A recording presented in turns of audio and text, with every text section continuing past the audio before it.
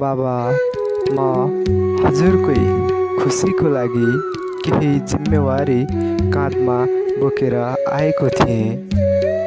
बाबा, म हजुरकै खुसीको लागि केही जिम्मेवारी काँधमा बोकेर आएको थिएँ।